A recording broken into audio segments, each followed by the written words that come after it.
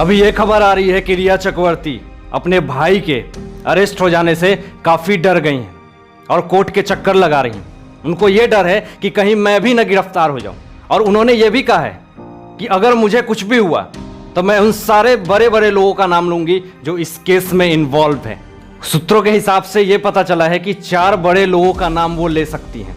उससे पहले मैं आपको यह बता दूं कि रिया चक्रवर्ती बहुत ही अभी ज़्यादा परेशान और डिप्रेशन में है। कारण है कि उनके ऊपर कभी भी गिरफ्तारी की तलवार लटक रही है और कभी भी गिरफ्तार हो सकती है।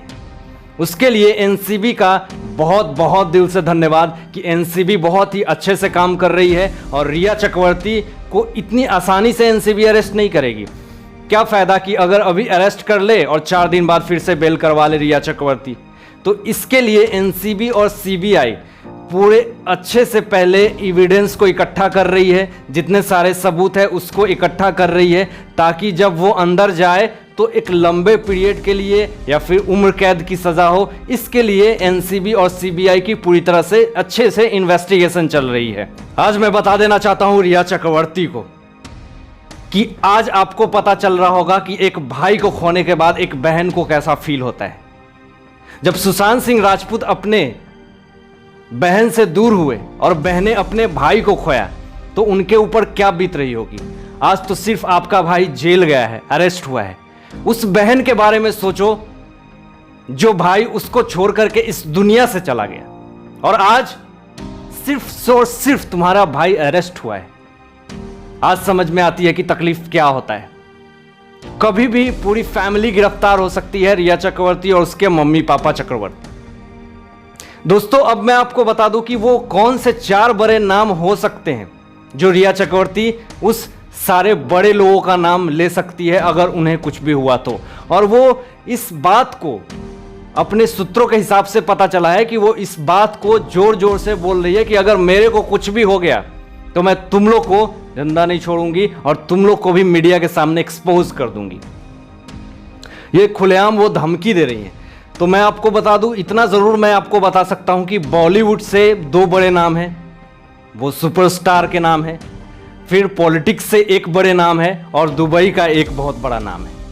तो इस इंडस्ट्री से रिया चक्रवर्ती बड़े से बड़े नाम को लेकर के हो सकता है कि आने वाले समय में बहुत बड़ी खुलासा करेगी।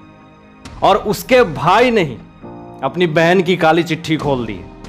भाई ने तो पूरी तरह से कबूल कर लिया है कि बहन मुझे ड्रग्स लाने को बोलती थी और मैं सैमुअल को बोलता था और सैमुअल ड्रग्स ला करके पूरी तरह से पैडलिंग करता था, ड्रग्स की बिजनेस करता था, बड़े बड़े पार्टियों में ड्रग्स को सप्लाई किया करता था। एक बहुत ही शर्मनाक चीज है जो हर एक भाई बहन के रिश्ते को शर्मसार कर देती है। एक बहन जो भाई को एक अच्छे संस्कार देने चाहिए, आज उसको आप ड्रग्स बेचने के लिए उसे राह दिखा रही हो।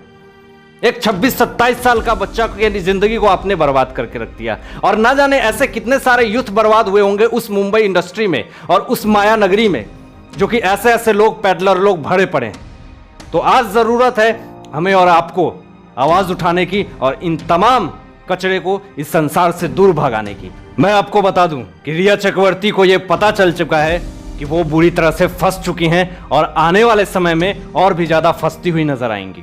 अच्छा होता कि बहुत पहले ही ये सारी चीजों को रिया चक्रवर्ती कबूल कर लेती, तो आज इतना ज्यादा बात आगे नहीं बढ़ती और इतना ज्यादा एक्सपोज भी नहीं होती वो। लेकिन कहते हैं ना, जो होता है अच्छा ही होता है। अगर उन्होंने सीबीआई की डिमांड करी, फिर एक वक्त ऐसा आया कि सीबीआई की डिमांड से दूर भागने लगी। उनको पता था कि मैं गलत हूं, और अब तक वाले अब आओ इंटरव्यू की नहीं लेने आ रहे। अब आकर के इंटरव्यू लो रिया चक्रवर्ती की। अब उसकी जस्टिस फॉर रिया चक्रवर्ती जो आप मुहिम चला रहे थे, अब कहां गया? रिया चक्रवर्ती को जस्टिस दिलवाओ।